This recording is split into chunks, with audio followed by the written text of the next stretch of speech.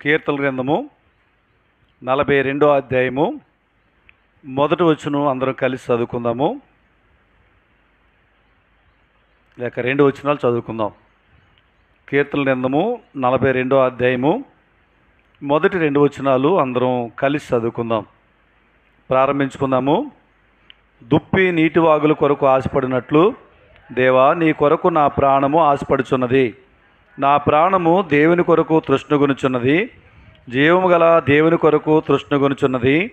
దేవుని సన్నిధికి నేను ఎప్పుడు వచ్చేదను, ఆయన సన్నిధిని నేను ఎప్పుడు కనబడేదను. మనం చదివినటువంటి యొక్క భాగంలో కోరహు కుమారులు ఈ యొక్క అధ్యాయాన్ని వ్రాస్తూ వచ్చారు. ప్రాముఖ్యంగా వారి యొక్క ఆశను ఒక జంతువుతో పోల్చి వారు మాట్లాడుతూ వచ్చారు. ఆ జంతువు పేరేంటంటే దుప్పి. బైబిల్ గ్రంథంలో ఉన్నటువంటి జంతువులు, వాటి ద్వారా మనం నేర్చుకోవాల్సిన కొన్ని ఆత్మీయమైన పాఠాలు మనం వరుసగా చూస్తూ ఉన్నాము. ఈరోజు దుప్పి, జింక, లేడి ఇవన్నీ ఒకే జాతికి సంబంధించినవి. వీటి ద్వారా కొన్ని ఆత్మీయమైనటువంటి పాఠాలు మనము నేర్చుకుందాము. చూడండి, ఈ కోరహు కుమారులు వారు కలిగి ఉన్న ఆశ ఎంత గొప్పదో ఇక్కడ వారు తెలియచేస్తూ వచ్చారు. నిజానికి ఒకసారి మనం ఆలోచన చేస్తే కోరహు కుమారులకి ఇంత ఆశ ఎందుకు వచ్చింది అని అంటే, కోరహు అనేటువంటి వ్యక్తి మోషే అహరోనుల మీద తిరగబడి కొంతమందిని వ్యతిరేకంగా గుంపును తాను తిరుగుబాటుదారులుగా సిద్ధపరిచాడు. దేవుని యొక్క కోపము వారి మీద రగులుకున్నప్పుడు భూమి నెరలు విడిస్తే దానిలో వారు సజీవులుగానే పడిపోయి వారు మృతమయ్యారు. ఆ సమయంలో బైబిల్ అందరూ రాయబడి ఉంటుంది, అయితే కోరహు కుమారులు చావలేదని. కోరహు తనకు సంబంధించిన వ్యక్తులందరూ చనిపోయారు, తనతో కలిసిన వారు.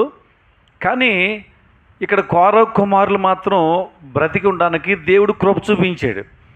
అప్పటి నుండి వారు దేవుడంటే ఎంతో ప్రేమ, దేవుని సన్నిధి అంటే ఎంతో మక్కువ, ఎంతో ఆశ వారి జీవితాల్లో మనం చూడగలుగుతూ ఉన్నాం. నిజానికి మనం కూడా పాపము చేత, అపరాధం చేత చచ్చిన స్థితిలో ఉన్నటువంటి మనల్ని తన ప్రియకుమారుని యేసుక్రీస్తులో మనల్ని వెదరక్షించాడు మన దేవుడు. కాబట్టి మనకు కూడా ఒక ఆశ ఉండాలి. ఏంటి ఆశ అంటే, దేవుడు అంటే కోరహు కుమారుడు కొన్నటువంటి ఆశ మనకు కూడా ఉండాలి. సరే, ఇప్పుడు మనం జంతువు ద్వారా కొన్ని ఆత్మీయమైన పాఠాలు నేర్చుకుందాం అనుకున్నాం కదా. ఇక్కడ జంతువు పేరు ఏంటంటే దుప్పి. దుప్పిలో ఉన్నటువంటి క్వాలిటీ ఒకటి రాస్తూ ఉన్నాడు. ఏం రాస్తున్నాడు అంటే, అది వాగు నీరు కోసం ఆశపడుతుందంట. సాధారణంగా అడవులు, ఆ ప్రాంతాల్లో చెరువుల్లో ఉండేటువంటి నీళ్ళు ఉంటాయి, అలాగే ప్రవహించే వాగుల్లో కూడా నీరు ఉంటాయి. కానీ దీని ఆశ ఏంటంటే చెరువులో నీళ్ళు తాగాలని కాదంట. ఎక్కడ నీళ్ళు తాగాలని? వాగులోని నీరు తాగాలని. చెరువులో నిలవుండిపోయి రకరకాల బ్యాక్టీరియా, రకరకాలుగా ఇదంతా కూడా పాడైపోద్ది చెరువు నీరు. కానీ వాగు నీరు అది ప్రవహిస్తున్న కారణం చేత చాలా క్వాలిటీగా అది ఉంటుంది. దానికోసం ఎంత దూరమైన వెళ్ళి ఆ నీళ్ళు తాగాలనే ఆశ దుప్పి కలిగి ఉంటా ఉంది. కానీ దీని ద్వారా మనం ఏం నేర్చుకున్నామయ్యా అంటే, మనము కూడా ఆశ కలిగి ఉండాలి అని మనం చూస్తూ ఉన్నాం. ఏంటి ఆశ అంటే, మొట్టమొదటి మనం చూస్తే లోకంలో కూడా కొన్ని ఆశలు ఉన్నాయి. ఆ ఆశలు అన్నీ కూడా మనకు ఉపయోగకరమైనవి కావు. బైబిల్ గ్రంథంలో మనం చూడగలిగితే యోహాను రాసినటువంటి మొదటి పత్రికలో 2వ అధ్యాయం 16 వచనంలో అందరూ చెప్పేస్తాం, కంఠత వాక్యమే. లోకంలో ఉన్నదంతా శరీరాశ, నేత్రాశ, జీవోడంబము. కనుక ఈ లోక సంబంధమైన ఆశ మన జీవితాలని నాశనం చేస్తూ ఉంది, మన జీవితాలని పతనం చేస్తూ ఉంది. ఎలా అంటారేమో, బైబిల్లో మనం చూస్తాము ఆకాను అనేటువంటి వ్యక్తి. ఈ ఆకాను అనేటువంటి వ్యక్తి ఏం చేశాడయ్యా అంటే, ఎరుకోనికి యెహోషువ యుద్ధానికి వెళ్ళినప్పుడు, దాన్ని పట్టుకుంటూ వెళ్ళినప్పుడు దోపుడు సొమ్ము ఎవరు కూడా తీసుకోవద్దనంటే, మంచి షేనారు వస్త్రం తీసుకుని దాన్ని చూచి ఆశించి ఈ వెండి తెచ్చుకుని ఇవన్నీ తన గుడారంలో దాచుకున్న కారణం చేత దేవుని యొక్క కోపానికి వారు గురయ్యారు. ఆకోరు లోయలో ఆకానును ఆకానికి కుటుంబీకులు తన సంబంధించిన వారిని కూడా, పశువులు కూడా పాడేసి అందులో ఇశ్రాయేలు రాళ్లతో కూడా చంపేశారు. ఇప్పుడు ఆకాన్ యొక్క ఈ లోక సంబంధమైన నేత్రాశ ఏం చేసిందంటే ఒక దొంగతనం వైపు, లేకపోతే వద్దన్న దాన్ని చేసేదాని వైపు మరల్చింది. ఈ ఆశ వారి కుటుంబం నాశనానికి అది కారణమైంది. ఇంకా బైబిల్ గ్రంథాలు మనం చూడొచ్చు, న్యాయాధిపతుల గ్రంథాలు మనం చూస్తే సంసోను గురించి మనం చూడొచ్చు. దేవుడు సంసోను ఒక న్యాయాధిపతిగా ఉండాలని, ఫిలిష్తీయుల చేతిలో నుంచి ఇశ్రాయేలు ప్రజలు విడిపించాలని దేవుని యొక్క ఉద్దేశం. కానీ సంసోనుకి బలమిచ్చాడు, శక్తినిచ్చాడు, సామర్థ్యం ఇచ్చాడు. కానీ చివరికి సంసోను యొక్క జీవితంలో మనం చూస్తూ ఉంటే గాజాకి వెళ్ళి వేసిన ఒకతను చూసి అని రాయబడి ఉంటుంది. తన జీవితంలో చివరికి ఏమైపోయింటే 2 కళ్ళు పీకి వేయబడి, గుండు కొట్టించబడి, ఒక దిక్కులేని సాగు చచ్చిపోయినట్టుగా తన జీవితాన్ని మనం చూడగలుగుతున్నాం. కాబట్టి లోక సంబంధమైన లేక నేత్రాశ భక్తి జీవితాన్ని నాశనం చేస్తుంది, కుటుంబ జీవితాన్ని పతనము చేస్తుంది. కాబట్టి ఈ లోకాశ కాదు మనకు కావాల్సింది అని మనం చూస్తూ ఉన్నాం. బైబిల్ గ్రంథంలో మనం చూస్తే పేతురు రాసిన 2వ పత్రికలో 1వ అధ్యాయంలో 4వ వచనంలో దురాశ వల్ల భ్రష్టత్వం వస్తుంది అని రాయబడి ఉంది. కాబట్టి మనుషుల్లో మంచి ఆశ ఉండాలి కానీ దురాశ ఉండకూడదు. లోకంలో కూడా సామెత ఉంది కదా, దురాశ దుఃఖమునకు చేటు అని. కాబట్టి దురాశ వల్ల ఒక వ్యక్తి యొక్క జీవితం భ్రష్టత్వం వైపు వెళ్ళిపోతుంది. కాబట్టి మంచి ఆశ నువ్వు కలిగి ఉండాలి అని మనం నేర్చుకుంటూ ఉన్నాం. యాకోబు పత్రికలో కూడా 1వ అధ్యాయంలో 14 నుంచి 15 వరకు మనం చూస్తూ ఉంటే దురాశ చేత మీరు ఏడవబడ్డారు అని చెప్తూ ఉంటాడు. మనల్ని ఈడ్చింది ఏంటంటే పాపంలోనికి దురాశ మనల్ని ఈడ్చేస్తుందని చెప్తూ ఉన్నాడు. కాబట్టి మనం ఎలాంటి ఆశ కలిగి ఉండాలి అని అంటే ఇక్కడ దుప్పు గురించి చెప్తూ, దుప్పి నీటి వాగుల కొరకు ఆశపడుతూ ఉంది. కాబట్టి ఈ స్వచ్ఛమైన నీరు కోసం అది ఆశపడింది కదా. ఈ స్వచ్ఛమైన నీరు దేవుని వాక్యానికి, దేవుని సన్నిధికి సాదృశ్యంగా ఉంది. కాబట్టి మన ఆశ ఏంటంటే వాక్యం వినాలి, వాక్యం చదవాలి, వాక్యానుసారంగా జీవించాలి, దేవుని మందిరానికి వెళ్ళాలి, దేవునితో సహవాసం చేయాలి, ఆత్మీయంగా ఎదగాలి. ఎప్పుడు ఆదివారం వస్తుందా, ఎప్పుడు నేను మందిరానికి వెళ్తానా, ఎప్పుడు నియమ కూటాలకు వెళ్తానా, ఈ ఆశ మనలో ఉండాలి. కొంతమందిలో ఉంటుంది, అప్పుడే ఆదివారం వచ్చేసిందా, ఓరు ఈరోజు ఆదివారమేనా. కొంతమంది జీవితాల్లో వాళ్ళకి ఎంతసేపు ఆదివారం అనగానే స్పెషల్ వంటకాలు చేసుకుని తినాలి, ఇది వాళ్ళ ఆశ. కానీ కౌరవ కుమారులకి ఆశ ఏం తెలుసా, ఇవాళ బ్రతికున్నానంటే కారణం నా దేవుడు. కానీ ఎప్పుడెప్పుడు దేవుని మందిరానికి వెళ్తానా, ఎప్పుడు ఆయన దర్శించుకుంటానా, ఎప్పుడు ఆయన సన్నిధిని గడుపుతానా, ఈ ఆశ కౌరవ కుమారులకు ఉంది. కానీ మన బ్రతుకాలలో మనం ఎలాంటి ఆశ కలిగి ఉన్నాం అనేది మనం పరీక్షించుకోవాలి. దుప్పు ద్వారా మనం నేర్చుకునే మొట్టమొదటి ఆత్మీయమైన పాఠం ఏంటంటే దేవుని కొరకైనా, దేవుని వాక్యం కొరకైనటువంటి ఆశ మనలో ఉండాలి. ఈ ఆశ ఉంటేనే మన ఆత్మీయంగా బలపడతాం, మన జీవితాల ఆశీర్వాద వైపు నడిపించబడతాయి. తద్వారా మన జీవితంలో నెమ్మదిని, శాంతిని, సంతోషాన్ని, ఆశీర్వాదాన్ని మనము చూడగలం. బైబిల్లో ఒక వ్యక్తి ఉన్నాడు, ఆ వ్యక్తి పొట్టిగా ఉన్నాడు. అర్థమైపోయింది మీకు? ఎవరైనా? జక్కయ్య. ఆయన కూడా ఒక ఆశ వచ్చిందంట. అప్పుడు వరకు సొంక వసూలు చేసే విషయంలో, అన్యాయంగా సంపాదించే విషయంలో విపరీతమైన దురాశతో వెళ్ళి పాపిగా ఉన్నటువంటి వ్యక్తి, అతనిలో ఒక ఆశ పుట్టింది ఏంటంటే యేసు ప్రభువును చూడాలి అనే ఆశ. ఈ ఆశ ఏం చేసింది తెలుసా? చెట్టు ఎక్కించింది. అతని ఆశను చూసిన ప్రభువు, దిగిరా చెట్టు, నేడు నేను నీ ఎంట ఉండవలసి ఉంది. ఏమైపోయింది ఇప్పుడు? ఏమైపోయిందంటే జక్కయ్య జీవితము మారిపోయింది. ఇతడును అబ్రహాము కుమారుడే, ఏలైనగా నేడు ఇంటికి రక్షణ వచ్చి ఉన్నది. కాబట్టి ప్రభువును చూడాలన్న ఆశ అతని బ్రతుకును మార్చింది. అతడు రక్షించబడ్డాడు, అబ్రహాము కుమారుడుగా మార్చబడ్డాడు, నిత్యజీవానికి వారసుడిగా చేయబడ్డాడు. కాబట్టి దేవుని కొరకైన ఆశ మనలో ఉంటే మన జీవితంలో మార్పు వస్తుంది. నిత్యజీవం వైపు మనం మరి నడవగలిగిన వారిగా మనం ఉంటామని మనం చూస్తూ ఉన్నాం. ఇది మొదటి ఆత్మీయమైన పాఠం. ఇంకా రెండవది మనం చూసినట్లయితే పరమగీతాల గ్రంథం 2వ అధ్యాయం 9 వచనం చదవండి ఒకసారి. పరమగీతాల గ్రంథం 2వ అధ్యాయం 9వ వచనం. నా ప్రియుడు ఇర్రివలే ఉన్నాడు, లేడి పిల్లవలే ఉన్నాడు. ఇప్పుడు 8వ వచనం చదవండి. ఇప్పుడు 9వ వచనంలో షూలమితి తన ప్రియుడి గురించి లేడి పిల్లవలే ఉన్నాడని చెప్పింది. 8వ వచనం చదవండి ఇప్పుడు. ఆలకించుడి, నా ప్రియుని స్వరం వినబడుచున్నది, ఇదిగో అతడు వచ్చున్నాడు, గంతులు వేయిచు కొండల మీదను ఎగసి దాటుచు మెట్టల మీదను అతడు వచ్చుచున్నాడు. కాబట్టి ఇప్పుడు ప్రియురాళ్ళుగా ఉన్నటువంటి షూలమితి తన ప్రియుడు యొక్క రాక గురించి వర్ణిస్తూ పరమగీతాల గ్రంథంలో తన ప్రియుని యొక్క రాక ఏ విధంగా ఉంటుందంటే లేడి వల్లే ఉంటుంది అన్నది. అర్థమవుతుందా? దేనివల్ల అంట? లేడి వల్లే ఉన్నది అన్నాడు. కానీ ఈరోజు మనం దుప్పి, జింక, లేడి అనేటువంటి ఒకే జాతికి సంబంధించిన వీడి ద్వారా మనం కొన్ని ఆత్మీయ పాఠాలు నేర్చుకుందామని ప్రారంభించాము. రెండవది మనం చూస్తూ ఉన్నాం, ఇక్కడ లేడి పిల్ల వలె వస్తూ ఉన్నాడు అని చెప్తా ఉంది. ఇక్కడ ఈ ప్రియురాలనేటువంటి షూలమితి సంఘానికి సాదృశ్యంగా ఉంది, ప్రియుడు ప్రభువైన యేసుక్రీస్తు సాదృశ్యంగా ఉన్నాడు. కానీ ఇప్పుడు సంఘము ఏ విధంగా ఎదురు చూడాలో, ఎలాంటి నిరీక్షణ కలిగి ఉండాలో నేర్పుతూ ఈ యొక్క మాట మనం అర్థం చేసుకోగలుగుతూ ఉన్నాం నేర్చుకోవడం కోసం. చూడండి, తనేం ఊహించుకుంటుందంటే నా ప్రియుడు వస్తాడు, నేను ఆయనతో గడిపే సమయాలు సంతోషకరంగా ఉంటాయి, కాబట్టి ఇప్పటి వరకు నేను ఎదుర్కొన్న కష్టాలు, శ్రమలు, బాధలు ఇవన్నీ తొలగిపోతాయి, సంతోషంతో ఉండొచ్చు, నా దుఃఖం పోతుంది.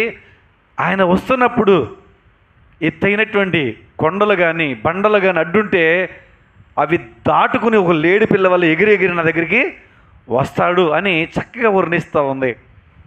ఇది సంఘానికి ఆపాదించుకుంటే ఒక విశ్వాసిగా ప్రభు కోసం మనం అలా ఎదురు చూడాలని చూస్తూ ఉన్నాం. విశ్వాసులుగా మన జీవితంలో మనం ముందుకు వెళుతున్నప్పుడు కొన్ని పర్యాలు దుఃఖాలు, కొన్ని పర్యాలు శ్రమలు, బాధలు, అప్పులు, ఇబ్బందికరమైన సమస్యలు, వ్యాధులు ఇవన్నీ మన జీవితంలో మనం ఉన్నాయి. ఇవన్నీ కలిగి మనం ఒక్కోసారి బాధతోనే గడుపుతూ ఉన్నాం మన జీవితం. అయితే మనకు ఒక నిరీక్షణ ఉండాలంట, నా ప్రభు వస్తాడు. ఆయన ఎలా వస్తాడో తెలుసా?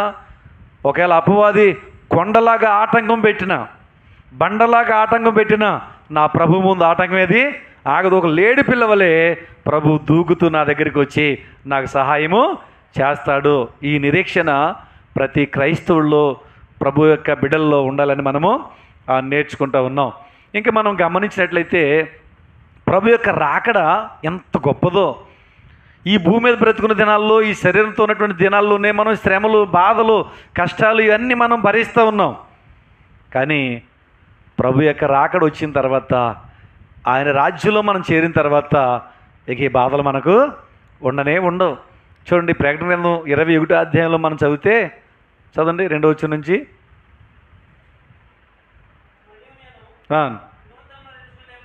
నూతనమైన యెరూషలేము అను ఆ పరిశుద్ధ పట్టణము తన భర్త కొరకు అలంకరింపబడిన పెండ్లి కుమార్తె వలె సిద్ధపడి పరలోకమందున్న దేవుని యొద్ద నుండి దిగి వచ్చేటి నేను చూచితిని.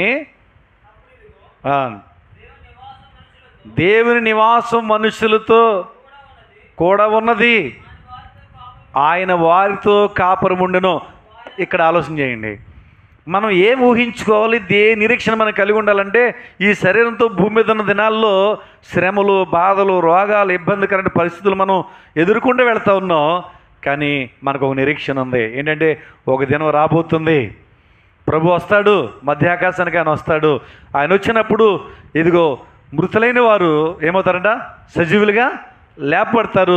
సజీవులుగా ఉన్న ఒకవేళ మనం సజీవులుగా ఉండగానే ప్రభు రాకడ వస్తే మనం మార్పు చెంది ఎత్తబడతాం అని చూస్తూ ఉన్నాం. ఆ తరువాత 7 సంవత్సరాల మధ్యాకాశంలో గడిపిన అనంతరము, 1000 ఏండ్ల పరిపాలన భూమి మీద జరిగిన అనంతరము తర్వాత జరిగేటువంటిది ఏంటంటే దేవుని యొక్క రాజ్యములో ఆయన బిడ్డలుగా మనము ఉంటాము. దేవుడే మన మధ్యలో కాపురవడానికి ఆయన ఇష్టపడుతూ వచ్చాడు. ఇప్పుడు అక్కడ రాయబడిన మాటలు మనం చూస్తుంటే, దుఃఖమైనను, ఏడుపైనను, వేదనైనను ఇక ఉండదు, మరణం ఇక ఉండదు, ఆయనే ప్రతివాని భాష బిందువునైనా తుడిచివేయును. చూసారా ఎంత శ్రేష్టమైనటువంటి పరలోకములో దేవుడు మనల్ని ఉంచాలని ఇష్టపడుతున్నాడో. క్రైస్తవుడిగా మనకు ఉండవలసిన నిరీక్షణ ఏంటంటే, ఇక్కడ పొందే శ్రమలు అక్కడ ఉండవు, ఇక్కడ ఏడ్చే కన్నీరు అక్కడ కాల్సిన అవసరం లేదు, ఇక్కడ పడే బాధలు అక్కడ ఉండవు. ఈ నిరీక్షణతో నా ప్రభువు రాబోతున్నాడు. ఎలా వస్తాడైనా? ఒక లేడి పిల్ల దూకి వచ్చినట్లుగా నా ప్రభు వస్తాడు ఒక దినాన అని ఆయన రాక కొరకు మనం ఎదురు చూసేవారికి మనం ఉండాలి. అంతేగాని ఫస్ట్ తారీఖు ఎప్పుడు వస్తుంది, ఫంక్షన్ అవుతుంది, ఏమండి జీతాలు ఎప్పుడు వస్తాయి, లేకపోతే ఇంకా మనం ఏటి కోసం ఎదురు చూస్తున్నామో వాటి కొరకు కాదు మన ఆశ. బ్రతుకున్నంతకాలం ఇవి మనకు అవసరమే, కానీ వీటి కోసమే మాత్రమే కాకుండా మన గురి, మన సంకల్పం, మనకు ఎదురు చూపు ఏమై ఉండాలంటే ఒక దినాన్ని ప్రభు వస్తాడు, నేను సిద్ధపడితే నన్ను ఆయన దగ్గరికి తీసుకుని వెళ్తాడు. ఇది లేడి ద్వారా మనం నేర్చుకునేటువంటి రెండవ ఆత్మీయమైన పాఠం అని మనం ఇక్కడ చూస్తూ ఉన్నాం. కాబట్టి ప్రభు తన పిల్లలు విడిచిపెట్టేవాడు కదని ఆదుకునేవాడు, ఆదరించేవాడు. ఈ లోకానంతరము ఆయన రాజ్యంలో మనల్ని సంతోషింపజేసేటి వాడుగా మనం చూడగలుగుతున్నాం. ఇది రెండో పాఠం. ఇక మూడోది మనం చూద్దాం. ద్వితీయోపదేశకాండం 14వ అధ్యాయం 3వ వచనం. ద్వితీయోపదేశకాండం 14వ అధ్యాయం 3వ వచనం.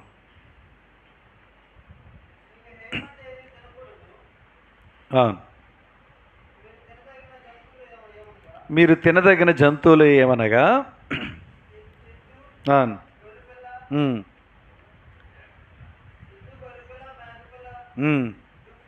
దుప్పి, ఎర్రజింక, కారుమేక, లేడి. సరే, ఇప్పుడు ఇశ్రాయేలు ప్రజల విషయమే ధర్మశాస్త్రంలో ఆ దినాల్లో ఆయన ఇచ్చింది ఏంటంటే కొన్ని అపవిత్రమైన జంతువులు ఉన్నాయి, కొన్ని పవిత్రమైన జంతువులు ఉన్నాయి. మీరు పవిత్రమైన జంతువులు మాత్రమే తినాలి, బలి కూడా పవిత్రమైన వాటినే అర్పించాలని దేవుడు ధర్మశాస్త్రంలో వారికి అనుగ్రహించాడు.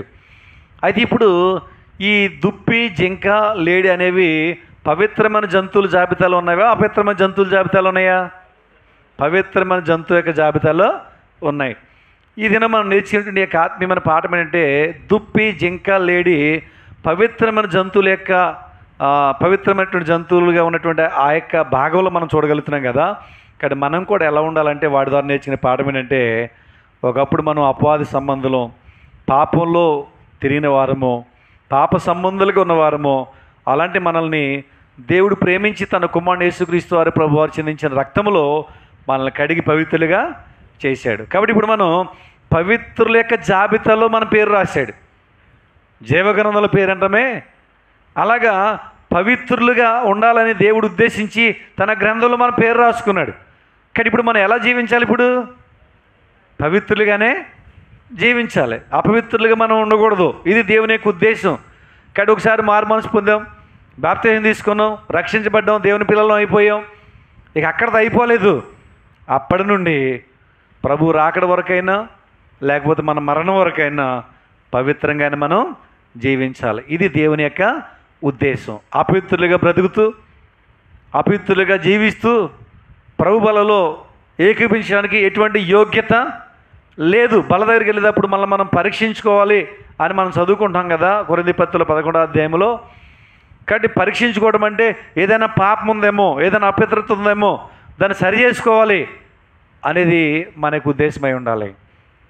కాబట్టి ఇప్పుడు పవిత్రుల యొక్క జాబితాలో దుప్పి, జింక, లేడి ఉన్నట్టు మనం కూడా ఆ జాబితాలో ఉండాలని నేర్చుకున్నాం. బైబిల్ గ్రంథంలో మనం చూడగలిగితే అక్కడ రాయబడినటువంటి వారు పేతురు రాసిన మొదటి పత్రిక 1వ అధ్యాయము 14 నుంచి 16 వరకు మనం చూస్తూ ఉంటే అక్కడ ఉంటాయి, నేను పరిశుద్ధుడనే ఉన్న ప్రకారము మీరును పరిశుద్ధుడే. మనం నమ్ముకున్న దేవుడు పరిశుద్ధుడు, ఆయనలో పాపము లేదు. కాబట్టి మనం కూడా ఎలా ఉండాలంట? పరిశుద్ధులుగా ఉండాలని దేవుని యొక్క వాక్యం మనకు తెలియపరుస్తూ ఉంది. కాబట్టి పాపంలో పడిపోకుండా మనం ఎప్పటికప్పుడు పవిత్రులుగా మనం కాపాడుకుంటూ ఉండాలి. ఒకప్పుడు పాపులమే, ప్రభు ద్వారా మనం రక్షణలోనికి నడిపించబడ్డాం, రక్షించబడ్డాం, పవిత్రులుగా మార్చబడ్డాం. పవిత్రమైన జీవితాన్ని ప్రతి శ్వాస ఏం చేయాలి చెప్పండి? కాపాడుకోవాలి. ఏం కాపాడుకోవాలి చెప్పండి? బంగారం కాపాడుకోవాలి, డబ్బు కాపాడుకోవాలి, ఆస్తి అంతస్తులు కాపాడుకోవాలంటే బాగా మాట్లాడతారేమో. ఇవి కాపాడుకోమని ఎవరు చెప్పక్కర్లేదు, ఎందుకంటే ఎవరికాళ్ళే కాపాడుకుంటారు, అవును కదా. కానీ పవిత్రత జీవితం మనకు చాలా ప్రాముఖ్యం. ఈ పవిత్రత ఒకటి మన పరలోకానికి తీసుకెళ్తుంది. కాబట్టి పవిత్రత కలిగి ఉండాలని వాక్యం ద్వారా మనము నేర్చుకుంటూ ఉన్నాం. కాబట్టి జింక ద్వారా మనం నేర్చుకునేటువంటి మూడో పాఠం ఏంటంటే మనం పవిత్రులుగా ఉండాలి. యోహాను రాసిన మొదటి పత్రిక 3వ అధ్యాయము 8-9 చూడండి ఒకసారి. యోహాను రాసిన మొదటి పత్రిక 3:8-9 మొదటి నుండి పాపము చేయుచున్నాడు గనుక పాపము చేయవాడు అపవాద సంబంధి. ఇందాక మనం చూసాం, నేను పరిశుద్ధుడైన ప్రకారం మీరు పరిశుద్ధులుగా ఉండన్నాడు. కంటే దేవుడు పరిశుద్ధుడు, అపవాది పాపి. ఒకవేళ నువ్వు పాపం చేస్తాను అంటే నువ్వు ఎవరు బిడ్డ? ఇప్పుడు అపవాది బిడ్డ. అపవాది బిడ్డలకు స్థలం ఎక్కడ ఉంటుంది? అపవాదికి నిర్ణయించినటువంటి నిత్య నరకాగ్నిగుండంలో ఉంటుంది. కానీ మనం నిత్య నరకాగ్నిగుండానికి వెళ్ళాలనేది దేవుని ఉద్దేశం కాదు. ఇంకా చదవండి 9 కూడా. దేవుని మూలంగా పుట్టు ప్రతివానిలో ఆయన బీజము నిలుచును గనుక వాడు పాపము చేయుడు. కాబట్టి మనలో దేవుని యొక్క లక్షణాలు కలిగి దేవుని బిడ్డలంగా మనం బ్రతుకుతున్నాం. కాబట్టి ఇప్పుడు దేవుని సంబంధాలు ఏం చేయరంట? పాపము చేయరు. ఎవరిని వచ్చి మనం ప్రేరేపించి పాపం వైపు మనల్ని మరల్చాలని ప్రయత్నం చేస్తే నువ్వు దేవుని బిడ్డవైతే పాపం చేయడానికి నీవు ఒప్పుకో. అపవిత్రలో పడిపోవడం నీవు ఒప్పుకో. పరిశుద్ధంగా జీవించడానికి నీవు ఇష్టపడతావు. కాబట్టి ఇప్పుడు మూడవదిగా దుప్పి, జింక, లేడి ద్వారా మనం నేర్చుకునే పాఠం ఏంటంటే పవిత్ర జంతువుల యొక్క జాబితాలో ఉన్నట్టు మనం కూడా పవిత్రులుగా బ్రతకాలని దేవుని యొక్క ఉద్దేశంగా మనం చూస్తూ ఉన్నాం. ఇది మూడోది. ఇక నాలుగోదిగా మనం చూస్తే యెషయా గ్రంథం 35:6 ఈ దుప్పు ద్వారా మనం నేర్చుకునేటువంటి 4వ ఆత్మీయమైన పాఠాన్ని మనం చూద్దాము. యెషయా గ్రంథం 35:6 కుంటివాడు దుప్పు వలె గంతులు వేయును, మోగవాని నాలుక పాడును. చాలండి. ఇక్కడ దేవుని యొక్క వాక్యంలో మనం చూడగలిగితే కుంటివాడు దుప్పు వలె గంతులు వేయును అన్నాడు. దుప్పు ఏం చేస్తుందంటే చాలా సంతోషంగా ఏం చేద్దంటే అది గంతులు వేస్తుంది. అంటే ఈ గంతులు వేసేది ఏంటి? దేని గుర్తు అంటే సంతోషకరమైన జీవితాన్ని గుర్తుగా మనము చూడగలుగుతున్నాం.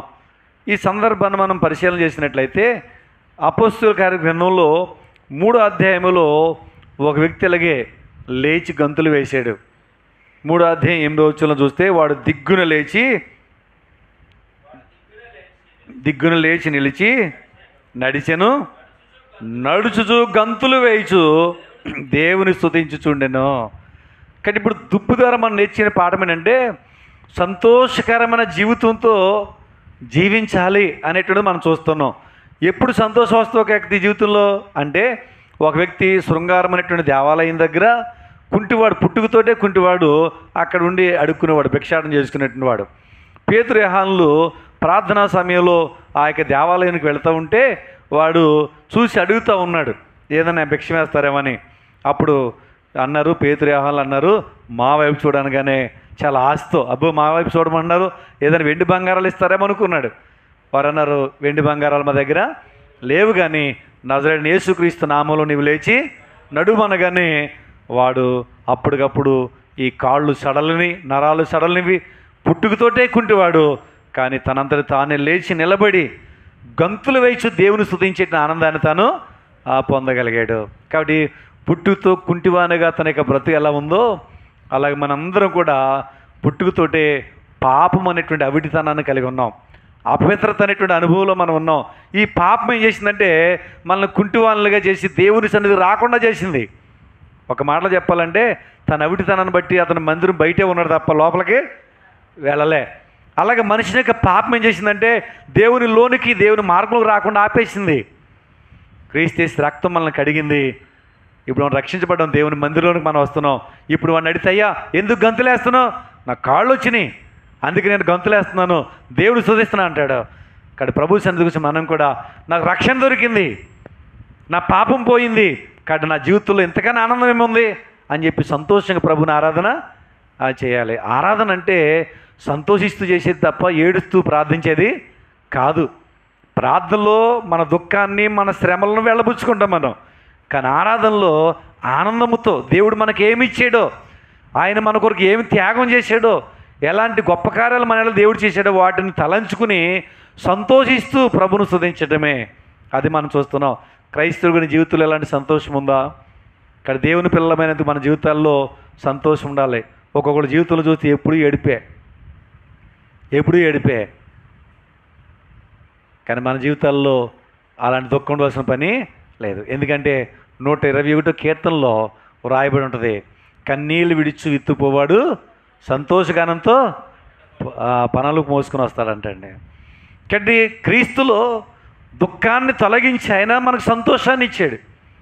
కాబట్టి సంతోషించాలి. ప్రభు సన్నిధి సంతోషంగా రావాలి. ప్రభు సన్నిధిలో సంతోషిస్తూ వాక్యం వినాలి, సంతోషిస్తూ పాటలు పాడాలి, సంతోషంతో ప్రభుని ఆరాధన చేయాలి. ఒక మాట చెప్పంటే సంతోషిస్తూ ప్రభు సన్నిధి మనము రావాలి. ఉందా నిజంగా అలాంటి సంతోషం? ప్రభువులో నువ్వు సంతోషించిన అనుభవం నీవు ఉంటే ఎన్ని పనులున్న ప్రభు సన్నిధికి మానవు. ఈ సంతోషకరమైన జీవితం లేకపోతే వంకలు పెట్టి మందిరం మానేస్తావు, వంకలు పెట్టి లేనిపోయిన పనులు పెట్టుకుంటావు. కాబట్టి సంతోషకరమైన జీవితాన్ని మనం కలిగి ఉండాలని నేర్చుకున్నాం. ఇది దుప్పు ద్వారా మనం నేర్చుకున్న 4వ ఆత్మీయమైన పాఠం చూస్తూ ఉన్నాం. 5వది మనం చూద్దాము. చూడండి, కీర్తనలు 18వ అధ్యాయం 33వ వచనంలో. కీర్తనలు 18వ అధ్యాయం 33వ వచనం. ఆయన నా కాళ్ళను జింక కాళ్ళ వలె చేయుచున్నాడు, ఎత్తైన స్థలముల మీద నన్ను నిలుపుచున్నాడు. దావీదు భక్తుడు తన యొక్క జీవిత అనుభవంలో చెప్తా వస్తూ ఉన్నాడు. ఏమన్నాడంటే, నా కాళ్ళు జింక కాళ్ళ వలె చేస్తూ ఉన్నాడు, ఎత్తైన స్థలములో నన్ను ఆయన నిలబెడతా ఉన్నాడు అని చెప్తా ఉన్నాడు. కాబట్టి దావీదు యొక్క జీవితాన్ని మనం పరిశీలన చేస్తే తన యొక్క జీవితంలో దీనస్థితిలో ఉన్నటువంటి ఆయన్ను ఒక ఎత్తైన స్థలములో, అంటే ఇశ్రాయేలు ప్రజల మీద ఒక సింహాసనాసీనుడిగా అతన్ని నిలబెట్టాడు. ఇక్కడ దేవుని పిల్లలుగా మన యొక్క ఆశ ఏమై ఉండాలంటే, చూడండి, మన గురి ఏమై ఉండాలంటే, మన యొక్క ఉద్దేశాలు ఏమై ఉండాలంటే ఒక ఉన్నతమైనవిగా ఉండాలి. చూడండి, ఎత్తైన స్థలం పైకి చూడాలి. మనం పైకి చూడలేదా? పైకి చూస్తే ఎత్తైన స్థలం మనకు కనిపిస్తూ ఉంది. లోయ అయితే కిందకి చూడాలి. కానీ క్రైస్తవుడి యొక్క ఉద్దేశం ఏమి ఉండాలంటే ఉన్నతమైన స్థలాల మీద మనం మన మనసు నిలుపుకోవాలన్నాడు. పరలోకం ఉన్నతమైంది, పరలోకం ఎత్తైన స్థలంలో ఉంది, దేవునికి సింహాసనం అక్కడ ఉంది, అక్కడ పరిశుద్ధులు అక్కడ ఉంటారు, దేవుని దూతలు నిత్యము దేవుని అక్కడ స్తుతిస్తూ ఉంటారు. ఇక్కడ మన గురేమై ఉండాలంటే ఆ ఉన్నతమైన స్థలంలో నేను ఒక దినాన్ని ఉండాలి. పాతాళ లోకములో నరకం ఉంది, అగ్నిగుండం ఉంది, అక్కడ నేను పడిపోకూడదు. నేను ఎక్కడున్నట్టు ఎత్తైన స్థలం మీద నేను ఉండాలి అనే ఆశ మనం కలిగి ఉండాలి. చూడండి, కొన్ని జంతువులు కింద నడుస్తూ ఉంటాయి, కానీ ఈ యొక్క జింక అంట ఎత్తైన కొండల మీద చక్కగా వెళ్ళిపోతుంది. కాబట్టి మనం కూడా అలాంటి అనుభవాన్ని కలిగి ఉండాలని నేర్చుకున్నాం. కీర్తనలు 61వ అధ్యాయంలో ఆయన ప్రార్థన ఏంటంటే 2వ వచనంలో, నేను ఎక్కలేనంత ఎత్తైన స్థలంలో నీవు నన్ను ఏం చేయమన్నాడండి? ఎక్కించుము అన్నాడు. నేను ఎక్కలేనంత ఎత్తైన స్థలాన్ని నీవు నన్ను ఎక్కించు అన్నాడు. కాబట్టి దేవుడు ఎంత ప్రేమ కలిగినవాడంటే, భూమి మీద ఉన్న మనము పరలోకంలోనికి వెళ్ళాలంటే, పాతాళాన్ని తప్పించుకుని ఆయన రాజ్యంలోనికి వెళ్ళాలంటే మనం ఎక్కలేము, అక్కడికి చేరలేము. కాబట్టి ఏమండి, యేసు ప్రభు భూమి మీద నుండి పరలోకానికి వెళ్ళడానికి ఒక నిచ్చెన వలె ఉన్నాడు. మనం ఆదికాండలో చూస్తే 28వ అధ్యాయంలో ఒక పొడవాటి నిచ్చెన కనపడిందంటే యాకోబుకి దర్శనంలో. ఆ దర్శనంలో ఎత్తైనటువంటి నిచ్చెన ఏం చేస్తారు? దేవదూతలు ఎక్కుతున్నారు, దిగుతున్నారు. ఆ నిచ్చెన మన ప్రభు అయినటువంటి యేసుక్రీస్తు. కాబట్టి నీవు నేను ఎక్కలేనంత ఎత్తైన స్థలంలోనికి మనం ఎక్కేదాని కొరకే యేసు ప్రభు ఒక మార్గంగా వచ్చాడు. అందుకే 14వ అధ్యాయం 6వ వచనంలో నేనే మార్గము అన్నాడు. కాబట్టి మన ఉద్దేశం ఏమిటంటే ఆ ఎత్తైన స్థలంలో నేను ఉండాలి. ఆ ఉన్నతమైనటువంటి సంకల్పంతోనే మనం ఈ లోకంలో బ్రతకాలని దేవుని యొక్క ఉద్దేశం. కొంతమంది అంటే పరలోకాన్ని ఎవరు చూసి వచ్చారు కానీ అక్కడ అన్నీ ఎందుకు కానీ, నాకు ఈ భూమి మీద నాకు తిండి ఉంటే చాలు, ఈ భూమి మీద ఈ సుఖపడటానికి ఇవి ఉంటే చాలు, ఇదే ఆలోచనతో బ్రతుకుతున్నాడు చాలామంది. సంపాదిస్తావు మంచిదే, ఆస్తులు అంతస్తులు ఉన్నాయి, మేడమిద్దులు ఉన్నాయి, కార్లు బంగ్లాలు ఉన్నాయి, ఇంకా లోకపరమైన ఆస్తులు ఉన్నాయి. ఒక దినాన్ని ఈ లోకాన్ని విడిచిపెట్టిన తర్వాత నీ ఆత్మ ఎక్కడికి వెళ్తుంది? ఈ లోకాన్ని విడిచిపెట్టిన తర్వాత నీ వెండి బంగారాలు, నీకున్న ఆస్తులు వెంట రావు. నీ ఆత్మ వెళితే పరలోకానికైనా వెళ్ళాలి, నీ ఆత్మ నరకానికైనా వెళ్ళిపోవాలి. కాబట్టి నరకానికి వెళితే ఆరని అగ్ని, ఆ పాతాళ లోకంలో భయంకరమైన వేదనా స్థలం అది.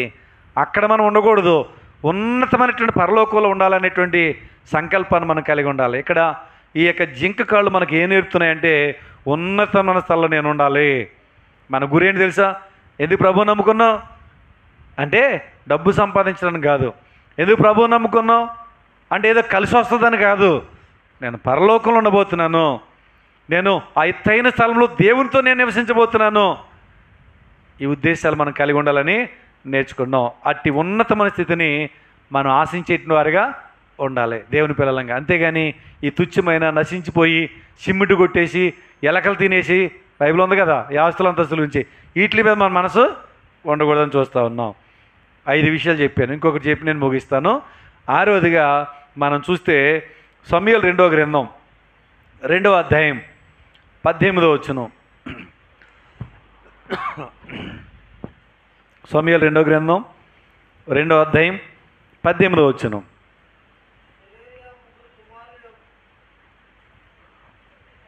చదవాలి. సమూయేలు 2వ గ్రంథం 2వ అధ్యాయం 18వ వచనం.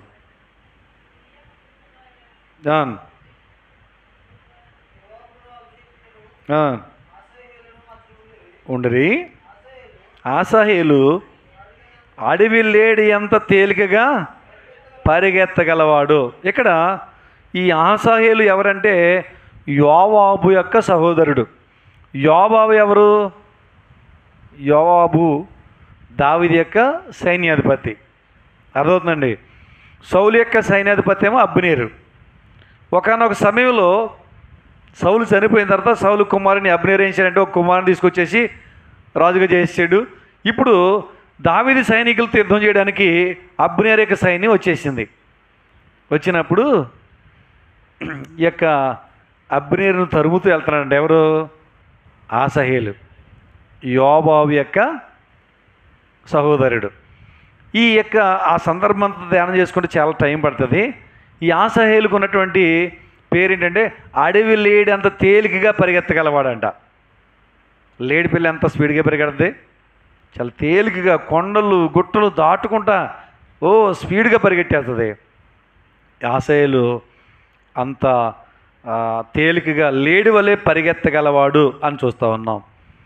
ఇక్కడ మనం ఏం నేర్చుకున్నాం అంటే లేడి యొక్క పరుగు ఏం చూపిస్తుందంటే పరుగు మన ఆత్మీయ జీవితాన్ని చూపిస్తూ ఉంది.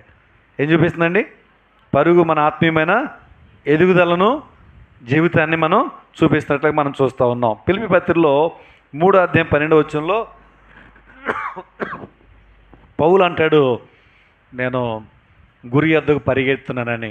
ఆ యొక్క అధ్యాయమంతలో మనం చూస్తూ ఉంటే పౌలు నీ గురేంటి అని అంటే, అయ్యా వెనకున్నవన్నీ మర్చిపోతున్నాను, నాకున్నవన్నీ కూడా పెంటతో సమానంగా చూస్తున్నాను, నేను యేసుప్రభు వారి యొక్క పునరుత్థానం నేను పాలుభావిస్తావాలనుకున్నాను, సంపూర్ణ సిద్ధి నేను పొందాలనుకున్నాను అని చెప్పి తన సంకల్పం. పౌలు భక్తుడే చాలా గొప్ప ఆత్మీయుడు కదా. ఒకప్పుడు పాపిగా బ్రతికినప్పుడు రక్షించబడిన తర్వాత చాలా ఆత్మీయంగా బ్రతికాడు.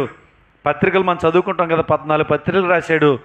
ప్రభు కోసం ఎంత ఉన్నతమైన సేవ చేశాడు, అత్సాక్షాయుడు, అంత ఒక భక్తుడు. అంటాడు నా పరుగు ఏంటంటే నేను సంపూర్ణ సిద్ధి చెందాలి అన్నాడు. మన జీవితాల్లో మనం కూడా పరిపూర్ణత వైపు మనం ముందుకు వెళ్ళాలండి. చాలులే ఎక్కడేసిన గొంగళి అక్కడే అన్నట్టు ఉండకూడదు. ఆత్మీయతలో దినాలు గడిచే కొద్ది ఏం చేయాలి చెప్పండి? మనం ఎదగాలి. ఒక్కొక్క స్టెప్ ఎదగాలి. మనం చనిపోయినాటికి పరిపూర్ణం అవ్వాలి. పరిపూర్ణత మనలోకి రాకపోతే పరలోక రాజ్యాన్ని మనము పొందలేం. ఎప్పుడు ఎదుగుతారు? చాలామంది అనుకుంటారు చాలు ఈ భక్తి ఏదో ఆ నీళ్ల కుండీలో ముంచారు చాలు అనుకుంటారు. నీళ్ళలో మునిగిపోయినంత మాత్రం పరలోకం వెళ్ళిపోవు. ఆత్మీయంగా ఎదగకోకుండా, ఆత్మీయ ప్రభువులో నువ్వు పరిగెత్తుకోకుండా, నీ యొక్క ఆత్మీయ ఎదుగుదల లేకుండా అవన్నీ నువ్వు సాధించలేవు. కాబట్టి ప్రభు బిడ్డలుగా మనం ఏం చేయాలంటే ఆత్మీయంగా ఎదిగేటిన వారిగా ఉండాలని మనం చూస్తున్నాం. మనం ఎదగాలని ఆత్మీయంగా మనం బలపడాలని కోరినప్పుడు అపవాది ఊరుకుంటాడా? చెప్పండి, ఊరుకుంటాడా? మరి ఎంత బాగా మందిరకు వస్తున్నారో అంత బాగా ఆటంకాలు తీసుకురాని ప్రయత్నం చేస్తాడు. మందిర రాకుండా ఉండాలని చెప్పి. నువ్వు బయలుదేరేసరికి ఇంటికి బంధువులు వచ్చి కూర్చుంటారు. ఒక్కోసారి ఆడ ఆటంకాలు తీసుకొస్తూ ఉంటాడు. ఒకసారి నువ్వు ప్రభువులు ఎదగాలని ప్రయత్నం చేస్తున్నప్పుడు కొన్ని రోగాలు తీసుకొస్తూ ఉంటాడు, కొన్ని సమస్యలు తీసుకొస్తూ ఉంటాడు. అయితే ఇలాంటివి తెచ్చినప్పుడు మనం ఎలా పరిగెత్తగలమని ప్రభువులో ఆగిపోతాం తప్ప అనుకుంటాం. అందుకే భక్తుడు రాస్తూ, ఇదే పౌలు భక్తుడు రాస్తూ ఎబ్రీలు రాసిన పత్రికలో 12వ అధ్యాయంలో అక్కడ అంటాడు, చదవండి మొదటి 2 వచనాలు. ఇంత గొప్ప సాక్షి సమూహము మేఘం వలె మనలను ఆవరించినందున మనము కూడా ప్రతి భారమును సులువుగా చిక్కులు పెట్టు. ఏమండి, పాపము మనల్ని సులువుగా చిక్కులోకి తీసుకెళ్ళిపోద్దంట. ఈ పాపం అనే ఎర్రను సైతాన్ని తీసుకొస్తున్నాడు మనకు. వీటిని దాటుకోవాలంటే ఏం చేయాలంట? విశ్వాసమున కర్తయు దాన్ని కొనసాగించేవాడునైనా యేసు వైపు చూచుచు మన ఎదుట ఉంచబడినటువంటి పందెములో ఓపికతో పరిగెత్తుదుమో. ఇక్కడ మనకు రెండు ఉండాలంట లక్షణాలు. ఒకటి ఏంటంటే, సులువుగా చిక్కులు పెట్టే పాపం నుంచి ఆటంకాలను తప్పించుకోవడానికి మనం యేసుప్రభు వైపు చూడాలి. రెండోది, ఆ పరిగెత్తేటువంటి అనుభవంలో మనం వెళుతున్నప్పుడు మనకు ఓపిక ఉండాలంట. ముగించుకుందాం వినండి. ఏం చేయాలంట? యేసుప్రభు వైపు చూడాలి. ఎవరైపు చూస్తున్నావు నువ్వు? లోక వైపు చూసేవాడికి సమస్యలు ఇంకా చిక్కుకుపోతావు. లోక వైపు చూస్తే ప్రభు శిష్యుడు, ప్రభువా నేను నడుస్తాను, ఎక్కడ? నీళ్ళ మీద నడిస్తే పర్మిషన్ ఇమ్మన్నాడు. ఇస్తే ప్రభు వైపు చూసి నడుస్తున్నప్పుడు బాగా నడిచాడు. వెంటనే సముద్రం చూడగానే ఏమైపోయింది? మునిగిపోతూ ఉన్నాడు. మన బ్రతుకు కూడా అంతే. లోకం వైపు చూసావా, సమస్యల వైపు చూసావా, నీకున్న పరిస్థితుల వైపు చూసావా, మునిగిపోతావు, నడవలేవు. కాబట్టి వాటన్నింటినీ చిడిపించగలిగినటువంటి దేవుడు నాకున్నాడు, నా విమోచకుడు, నా రక్షకుడు, సజీవుడు ప్రభుని యేసుక్రీస్తు నాకున్నాడు అని ఆయన వైపు చూస్తే నీ జీవితంలో నీవు ఆత్మీయంగా ముందుకు ఎదగగలవు, నువ్వు పరుగెత్తగలవు అని ఇక్కడ మనము చూడగలుగుతూ ఉన్నాం. కాబట్టి ఈ పరుగులో మనకు ఓపిక కావాలంట. ఏం కావాలి చెప్పండి? ఓపిక కావాలి. 6 విషయాలు చెప్పాను. కాబట్టి గుర్తుపెట్టుకుందాం. దుప్పి జింక ద్వారా మనం నేర్చేటువంటి పాఠాలు. మొట్టమొదటి చెప్పండి, ఏ ఆశ ఉండాలంట? అది నీటి వాగుల కొరకు ఆశపడినట్లుగా మనం కూడా స్వచ్ఛమైన దేవుని వాక్యం కొరకు, ఆయన సన్నిధి కొరకు ఆశపడాలి. రెండోది, నా ప్రియుడు లేడి పిల్లవాళ్ళే వస్తూ ఉన్నాడు. ఒక నిరీక్షణ. ఈ యొక్క దేహంతో ఉన్నప్పుడు శ్రమలు, బాధలు, కష్టాలు సహజమే. అయితే మనం ఇలాగే ఉండిపోకుండా, ఇదిగో నా కన్నీరు తోడడానికి, నన్ను ఆదరించడానికి నా ప్రభు వస్తున్నాడు, ఆయన సహాయం నాకు ఇస్తాడు, ఒక దినం నన్ను ఆయన దగ్గర ఉంచుతాడని నిరీక్షణ మనం కలిగి ఉండాలి. మూడోది, అవి దుప్పి జింక లేడి అనేవి పవిత్ర జాబితాలు, పవిత్ర జంతువులకి జాబితాలు ఉన్నట్టు మనం కూడా దేవుని పిల్లలంగా మార్చబడ్డం, రక్షించబడ్డం, పరిశుద్ధపరచబడ్డం. కానీ మన బ్రతుకు కాలం అంతా ఎలా ఉండాలి చెప్పండి? పరిశుద్ధులుగానే ఉండాలి అని మనం చూస్తున్నాం. ఇక్కడ ఒక మాట మీకు జ్ఞాపకం చేస్తాను. ఒకసారి ఒక ఆయన అడిగాడు, కానీ ప్రతి ఆదివారం మీ మందిరంలో ప్రభు శరీర రక్తాలు ఇస్తారండి, బల్ల ఇస్తారా అన్నాడు. ఇస్తాము అన్నా. వాళ్ళకి ఇవ్వకూడదు కదండి అన్నాడు. అదేంటి అలాగే ఎక్కడ ఉంది అన్న? పవిత్రంగా తీసుకోవాలండి బల్ల అంటే అన్నాడు.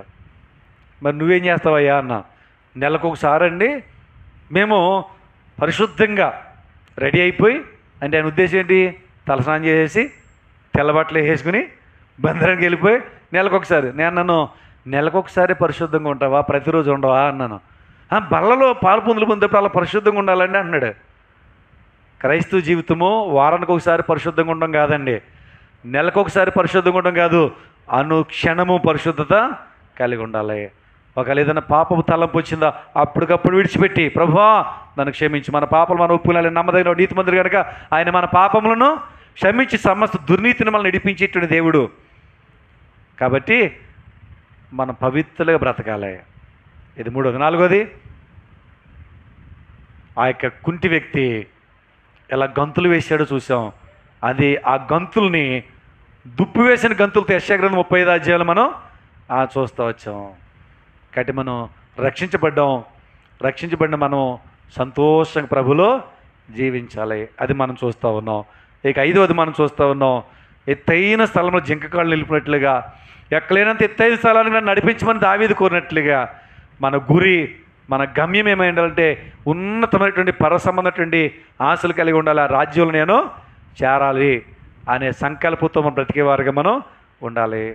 అంతేగాని భూ సంబంధులుగా కాదు, భూమి మీదే బ్రతుకుతున్నాం కానీ పరసంబంధికులుగా మనం ఉండాలి.